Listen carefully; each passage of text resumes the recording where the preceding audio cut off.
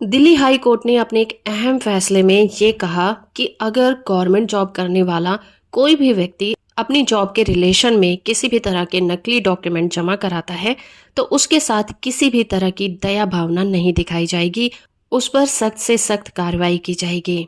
आज हम जिस केस की बात कर रहे हैं उसका टाइटल है Kiran Thakur versus resident commissioner Bihar Bhavan, और इस केस की सुनवाई जस्टिस मिनी पुष्करना की बेंच कर रही थी। इस केस में दिल्ली हाई कोर्ट एक महिला की याचिका पर सुनवाई कर रही थी जिसमें उसने अपने पति की डेथ होने के बाद बिहार भवन के समूह 4 ग्रेड में अनुकंपा के आधार पर यानी कि कंपनसेट जॉब पर उसे अपॉइंट किया गया था, जिसमें कि एम्प्लॉयर के द्वारा उसकी सेवा को खत्म करने के 2014 के आदेश को रद्द करने की मांग कर रही थी।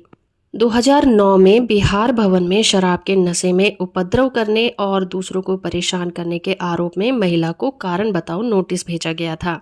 जिसके बाद महिला को सस्पेंड कर दिया गया। जिसके बाद इन्वेस्टिगेशन की गई और इन्वेस्टिगेशन में पाया गया कि जब उसे जॉब दी गई थी तो उसने अपने एजुकेशनल डॉक्यूमेंट में 8th क्लास के डॉक्यूमेंट वहां पर सबमिट कराए थे, पर जब ठीक से इन्वेस्टिगेशन की गई तो ये पाया गया कि सारे सर्टिफिकेट नकली थे, जिसके बाद उसे नौकरी से निकाल दिया गया। हाई कोर्ट ने महिला के इस केस में फैसला सुनाते हुए कहा कि जब इन्वेस्टिगेशन हुई थी और उससे पूछा गया तो वो महिला ये साबित नहीं कर पाई कि उसके डॉक्यूमेंट असली हैं। सभी एविडेंस यही कहते हैं कि नौकरी पाने के लिए उस महिला ने अपने एजुकेशनल सर्टिफिकेट नकली बनवाए थे। कोर्ट ने अपने फैसले में कहा कि अगर कोई एम्प्लॉय अपने एम्प्लॉयर को नकली डॉक्यूमेंट देने का दोषी पाया जाएगा, उसके साथ सख्त तरीके से निपटा जाएगा।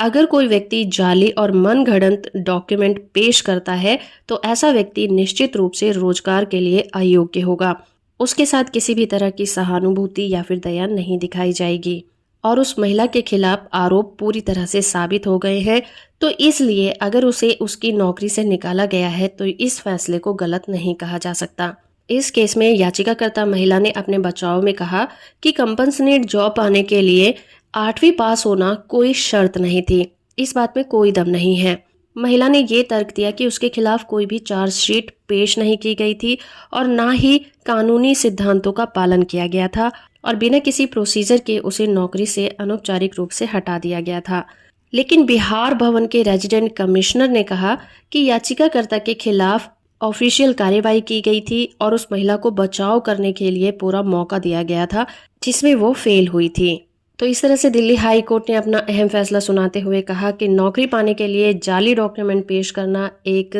घिनौना अपराध है और दोषी पाए जाने पर उसके ऊपर सख्त से सख्त कार्रवाई की जाएगी। जजमेंट की PDF कॉपी का लिंक आपको नीचे डिस्क्रिप्शन में मिल जाएगा, वहां से आप इसे डाउनलोड कर सकते हैं। वीडियो इन्फॉर्मेटिव है तो आप इसे लाइक, शेयर और चैनल को सब्सक्राइब करना बिल्कुल मत भूलिएगा।